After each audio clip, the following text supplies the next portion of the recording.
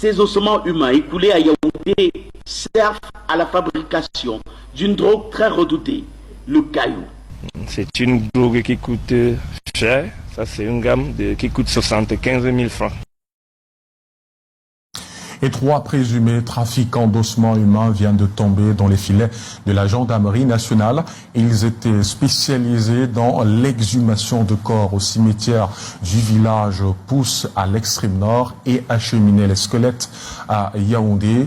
Il y a quelques semaines, 2 membres du gang ont été interpellés avec le colis prêt à livraison à la gare routière de Vannes à Yaoundé. Reportage Arnaud Guefak et Serge Alain Zibou. Un trio singulier, criminels présumés.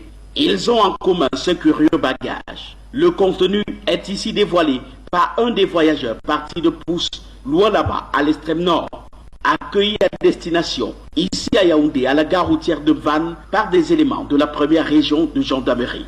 En pièces détachées, un squelette humain entier. Récolte attendue à la vente 6 millions de francs CFA. Le contenu provient du cimetière du village Pousse, le lieu de ravitaillement habituel du camp, selon la découverte des enquêteurs. Dans un cimetière, nous avons trouvé près de 30 tombeaux avec déjà le contenu vidé. C'était donc un coup de trop.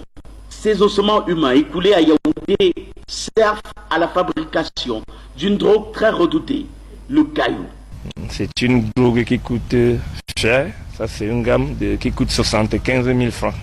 Elle est consommée par les jeunes dans les milieux scolaires, dans des sous-quartiers, et c'est ça qui est à l'origine de la montée en puissance de l'insécurité qu'on observe.